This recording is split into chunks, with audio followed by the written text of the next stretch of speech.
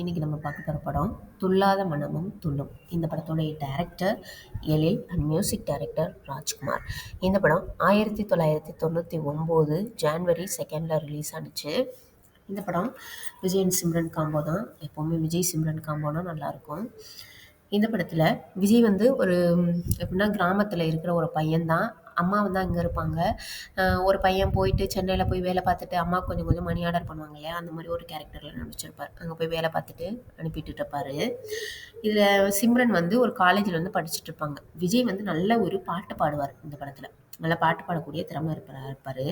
இவங்க இருக்கிற ஏரியாவும் காலேஜோடைய ஹாஸ்டல் இருக்கு இல்லையா, அதுவும் ஒரே ஒரு செவர் மட்டும்தான் இடையில இருக்கும். பெரிய காம்பவுண்ட் செவரு. இங்கிட்டு உள்ளவங்களை அங்கே பார்க்க முடியாது, அந்த மாதிரி இருக்கும். பட் இவங்க விஜய் வந்து பாடுற பாட்டு மட்டும் சிம்ரனுக்கு நல்லா கேட்கும். சிம்ரனுடைய அப்பா வந்து ஒரு கர்நாடிக் சிங்கராக இருந்திருப்பார். அதனால் அவங்களுக்கு சாங்ஸ்னால ரொம்ப பிடிக்கும்.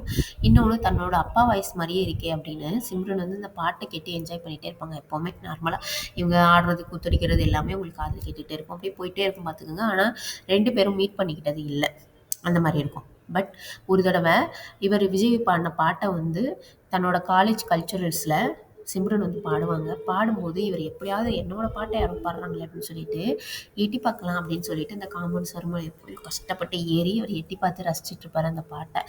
அது என்ன ஆகும் அப்படின்னா, காம்பவுண்ட் சார் இவர் எட்டி பார்க்குறாரு இல்லையா, அதுக்கு கீழே வந்து அந்த பக்கத்து காலேஜுடைய பாத்ரூம் இருக்கும். அது இவருக்கு தெரியாது. இவர் எதார்த்தமா பாட்டை மட்டும்தான் கேட்டுட்டு இருப்பாரு.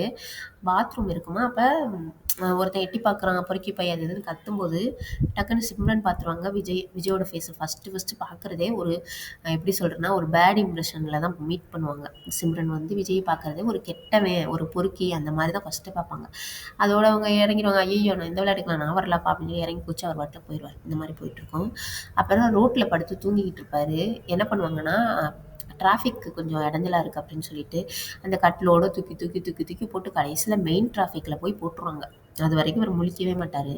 இவர் கரெக்டாக முழிக்கும்போது அந்த கறிக்கடையில் உள்ளவங்க தான் கறி வெட்டிக்கிட்டு இருக்கையில அந்த கத்தியை கீழே வச்சுட்டு அந்த கட்டிலுக்கு கீழே வச்சுட்டு தூக்கி கொண்டு போவாங்களா, இவர் கரெக்டாக எந்திரிப்பார். எல்லாரும் ஊரே கூடி நிற்கும் அந்த இடத்துல, டிராஃபிக் ஆகி போய். அப்போ சிம்ரன் வந்திருப்பாங்க, யாருமே அப்படின்னு சொல்லிட்டு கரெக்டாக அவர் இந்த கத்தி இப்படி எடுப்பாரா, எடுத்து இப்படி சொருகி வச்சுட்டு போவார். அப்போ என்ன ஆயிரும்னா, இந்த இடத்துல இவர் வந்து ஒரு கொலகாரன் அப்படின்ற மாதிரி ஒரு இதாயிரும்.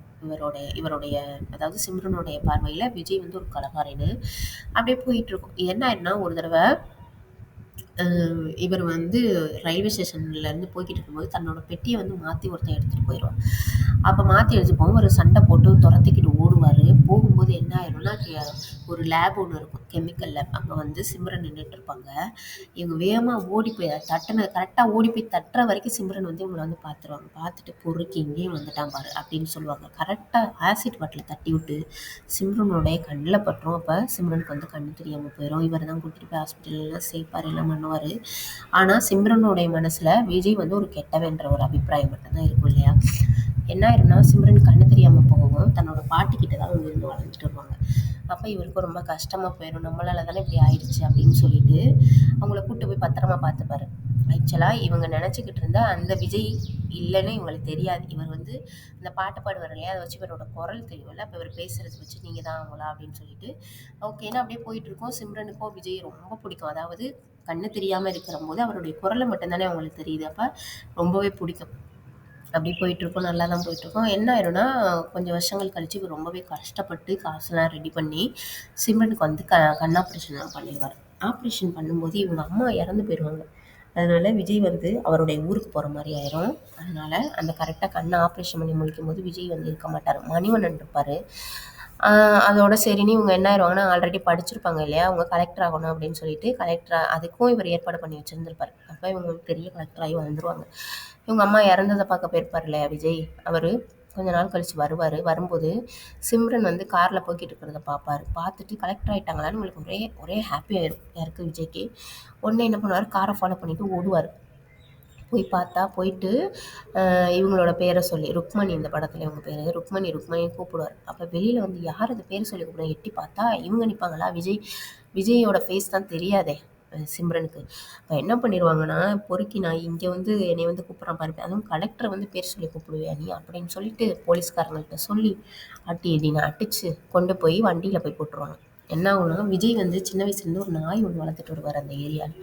அப்ப அந்த நாய் என்ன பண்ணும், விஜய பார்த்துட்டு ஓடி போய் மணிவண்ணன போய் கூட்டிட்டு வந்துரும் அந்த இடத்துக்கு. வந்து பார்த்தோன்னே இந்த மாரி அடிபட்டு கிடக்க விஜய பார்த்துட்டு ரொம்பவே அவருக்கு கஷ்டமா போயிரும். இவ்வளோ தூரம் இவள ஆளாக்குனா, கடைசியில இவளே இப்படி அடிக்க சொல்லிட்டாளே அப்படின்னு ரொம்பவே கஷ்டமா போயிரும். இப்படி பார்த்துக்கிட்டு இருக்கும்போது அவளும் மணிவண்ணன் என்ன பண்றதுன்னே தெரியாம முழிச்சுட்டு இருப்பாரு. அப்போ ட்ரெயின்ல ஒரு தடவ விஜய் வந்து மீட் பண்ணியிருப்பாரு ஒரு காலேஜ்க்கேங்க. அப்ப இவர் வந்து பாட்டு பாடுவாரா, அது அவங்களுக்கு ரொம்ப புடிச்சு போயிரும். அப்ப கரெக்ட்டா அந்த கலெக்டர் ஆஃபீஸ கிராஸ் பண்ணி போம்போது, "இன்னிசை பாடி வரும்ன்ற" பாட்ட வந்து பாடிட்டே போயிட்டுருப்பாங்க. பாட்ட கேட்டோன்னே சிம்ரனுக்கும் கலெக்டர் ஆஃபீஸ்லேருந்து இறங்கி ஓடுவாங்க. இது வந்து குட்டியோட பாட்டாச்சே அப்படின்னு ஓடுவாங்க குடுகுடுன்னு. விஜய் வந்து இந்த மாரி பண்ணிட்டாங்களே அப்படின்னு சொல்லிட்டு, மணிவண்ணன் என்னடான்னா கத்திய எடுத்து வச்சுக்கிட்டு சிம்ரன குத்துறக்காக பின்னாடியே ஓடிக்கிட்டு இருப்பாரு. கடைசியில வேன்ல ஏறிருவாங்க. இவரும் ஏறிருவாரு மணிவண்ணனும். போயிட்டு ஒவ்வொரு ஆள்ட்ட "நீ குட்டியா? நீ குட்டியான்னு?" கேட்கும்போது, மணிவண்ணனுக்கே புரிய வரும். ஆக்சுவலா விஜய் தான் குட்டின்ற விஷயமே சிம்ரனுக்கு தெரியல அப்படின்ட்டு. கேட்டுக்கிட்டே இருப்பாங்க. "இல்ல அவரு ட்ரெயின்ல பண்ணாரு. ஐயோ! அவர தான் நான் மீட் பண்ணணும்னு நெனச்சுக்கிட்டு இருக்கேன்" அப்படின்னு சொல்லிட்டு அழுவாங்க சிம்ரன். அப்ப விஜய் வந்து என்ன பண்ணுவாருன்னா, அந்த கார்ல மயக்கம் போட்டு கிடந்தாரு இல்லையா? அவரு எந்திரிச்சு உட்காந்து நின்டுகிட்டு அந்த பாட்ட அப்படியே பாடுவாரு. இவங்க திரும்பி பார்ப்பாங்க. விஜய் பாடிட்டு இருப்பாரு. இவங்களுக்கு தூக்கி வாரி போட்டுரும் சிம்ரனுக்கு. இவரு தான் அவரா அப்படின்னு சொல்லிட்டு குடுகுடுன்னு ஓடி போய் அவங்கள போய் கட்டிப்பிடிப்பாங்க. பிடிச்சுட்டு "நீ தான் குட்டின்னு ஒரு வார்த்தை சொல்லியிருக்கலாமே" அப்படின்னு சொல்லுவாங்க. அதோட ஹாப்பி எண்டிங்கா இந்த படத்த முடிச்சிருப்பாங்க.